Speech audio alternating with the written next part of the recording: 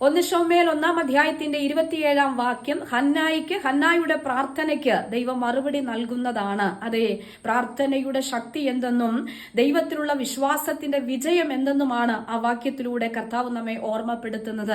അതേ പ്രിയരെ, ഹന്നായുടെ ജീവിതം നമുക്ക് നമ്മുടെ ജീവിതത്തിന് പ്രചോദനമാണ്. ദൈവത്തിൽ ആത്മാർത്ഥതയോടെയുള്ള പ്രാർത്ഥനകൾക്ക് പ്രതിഫലം ദൈവം നൽകുമെന്നുള്ളതിന്റെ അടയാളമാണ് ആ വാക്യത്തിൽ അടങ്ങിയിരിക്കുന്നത്. ഹന്നായുടെ ജീവിതത്തിൽ ദൈവം ചെയ്ത ദൈവപ്രവൃത്തി എന്തെന്ന് വ്യക്തമാക്കുന്നത്. അങ്ങനെയെങ്കിൽ പ്രാർത്ഥന എന്നത് ജീവിതത്തിന്റെ മുഖ്യധാരയാണ്. അത് സ്ഥിരതയോടും ജാഗ്രതയോടും കൃതജ്ഞതയോടും ഒക്കെ ദൈവസന്നിധിയിൽ കഴിക്കേണ്ടതാകുന്നു. അങ്ങനെയെങ്കിൽ പ്രിയരെ, ഹന്നായുടെ ജീവിതത്തിന്റെ നിന്ദകളും ആമേൻ പരിഹാസമായ വിഷയങ്ങളൊക്കെ വളരെ വേദനാജനകമായ അനുഭവത്തിലൂടെ അവളെ മുൻപോട്ട് കൊണ്ടുപോയെങ്കിലും കർത്താവിന്റെ സന്നിധിയിൽ ഹൃദയത്തെ പകർന്നു കൊടുത്തവൾക്ക് വേണ്ടി, ദൈവസന്നിധിയിൽ പ്രാർത്ഥിച്ചവൾക്ക് വേണ്ടി ആ നിന്ദകളെ മാറ്റി, പരിഹാസങ്ങളെ മാറ്റി, ഏത് വിഷയത്തിനാണോ അവൾ മനോവ്യസനമുള്ള സ്ത്രീയായി കർത്തൃസന്നിധിയിൽ പ്രാർത്ഥിച്ചത്, അതിന് തക്ക മറുപടികളെ ദൈവം കൊടുത്തുവെങ്കിൽ പ്രാർത്ഥിക്കുന്ന സഹോദര, പ്രാർത്ഥിക്കുന്ന സഹോദരി, പ്രാർത്ഥിക്കുന്ന ദൈവവേദലേ, നിന്റെ പ്രാർത്ഥനകൾ വൃഥാവിലായി പോകയില്ല.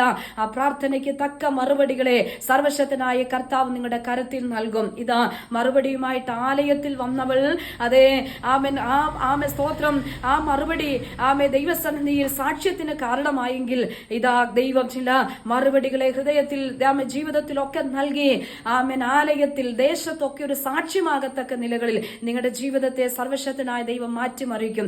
പ്രാർത്ഥനയിൽ മുന്നേറുക, പ്രാർത്ഥനയുടെ ആക്കങ്ങളെ വർദ്ധിപ്പിക്കുക, സമയങ്ങളെ വർദ്ധിപ്പിക്കുക. നിങ്ങളുടെ ജീവിതത്തിന്റെ ചരിത്രങ്ങളെ മാറ്റുന്ന പ്രാർത്ഥന ഒരനുഭവമാക്കി, ജീവിതത്തിൽ ഒരു വിശ്വാസമാക്കി, ഒരു ആയുധമാക്കി മുൻപോട്ട് പോകുവാൻ സർവശക്തനായ കർത്താവ് നിങ്ങളെ ആഹ്വാനം ചെയ്യുകയാണ്.